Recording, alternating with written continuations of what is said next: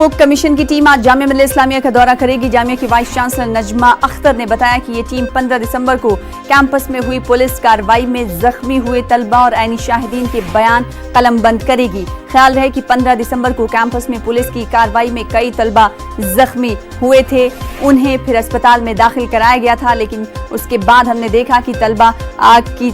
तरफ से लगातार और साथ ही साथ जामिया मिल्लिया इस्लामिया की तरफ इंतजामिया की तरफ से लगातार पुलिस पर सवाल उठाए गए कि हॉस्टल में और साथ ही साथ लाइब्रेरी में पढ़ रहे तलबा पर पुलिस की जानिब से मजालिम किया गया। बगैर इजाजत के यूनिवर्सिटी में दाखिल होकर लाइब्रेरी के अंदर दाखिल होकर तलबा की पिटाई की थी, जिसके बाद अब NHRC आज जामिया मिल्लिया इस्लामिया जा रहा है। राजीव हमारे साथ, हमारे नुमाइंदे जुड़ रहे हैं दिल्ली से इस पूरी खबर पर। राजीव, आज कितने बजे NHRC की टीम जामिया मिल्लिया इस्लामिया पहुंच रही है? साथ ही ये कई छात्रों से बातचीत करने वाले कितने छात्र हैं जिनसे आज NHRC बातचीत करेगी?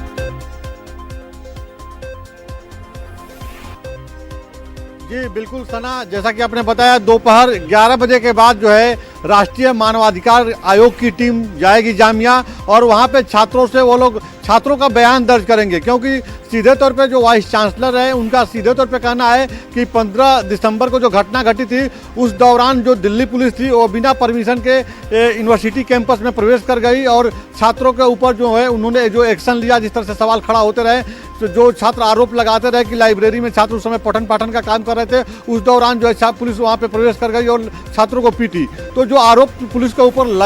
अभी तक लग रहा था, उसको लेकर के जब वाइस चांसलर का जो स्टेटमेंट आया है उसके बाद जो है आज राष्ट्रीय मानवाधिकार की टीम वहाँ पे जाएगी और बयान दर्ज करेगी। क्योंकि देखा जाए तो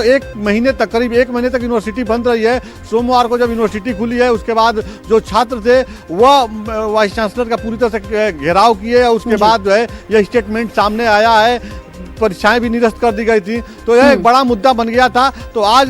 माना जा रहा है कि आज जो है जो पीड़ित छात्र हैं वो अपना बयान दर्ज कराएंगे NHRC के सामने की क्या उनके साथ किस तरह का दुर्व्यवहार किया गया, दिल्ली पुलिस का जो एक्शन था वह कैसा था, छात्रों को किस तरह की नाराजगी है, तमाम तरह की जो बातें हैं उनको दर्ज कराएंगे आज लोग। जी, यानी ये कहा जा सकता है राजीव की NHRC इस पूरे मामले में अहम किरदार, अहम भूमिका निभा सकता है। बिल्कुल, इस बात से इनकार नहीं किया जा सकता है, क्योंकि जब भी किसी प्रकार की कोई घटना घटती है तो राष्ट्रीय मानवाधिकार आयोग हमेशा से सक्रियता से भूमिका उसमें निभाता आया है, और उम्मीद है तभी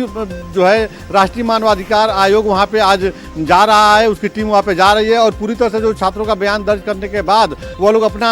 स्टेटमेंट देंगे और उस पर आगे क्या कर सकते हैं, क्या रोड मैप तैयार कर सकते हैं कि आने वाले समय में इस तरह की फिर दोबारा घटना न हो, या बिना परमिशन की पुलिस जो है जिस तरह से अंदर जो आरोप लग रहा है पुलिस पे, अगर इसमें सच्चाई है तो कोई ना कोई ऐसा बैरिकेटिंग की व्यवस्था करेंगे कि इस तरह की घटना आगे न घटे। जी राजीव, जिस तरह से हमने देखा जब ये वाकया पेश आया उसके बाद से जामिया मिल्लिया इस्लामिया के प्रशासन की अगर बात करें, इंतजामिया की बात करें, तो उनकी तरफ से लगातार दिल्ली पुलिस पर ही इल्जाम आयद किए गए। वहीं तलबा लगातार यही कह रहे हैं कि वो तो लाइब्रेरी में पढ़ रहे थे, उन्हें दिल्ली पुलिस ने आकर खामखा पीटा, मारपीट उनके साथ की गई। लेकिन NHRC जैसे आज पहुंच रही है, अब तलबा के बयान कलमबंद किए जाएंगे। उसके बाद अगर दिल्ली पुलिस की बात की जाए तो क्या दिल्ली पुलिस से भी मिल सकती है NHRC?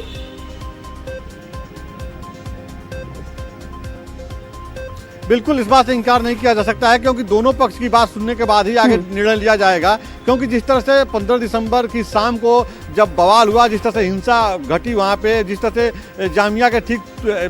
जामिया कैंपस से थोड़ी दूर पे जिस तरह से आगजनी हुई बस में, उसके बाद पूरा अफरा तफरी का माहौल बन गया, और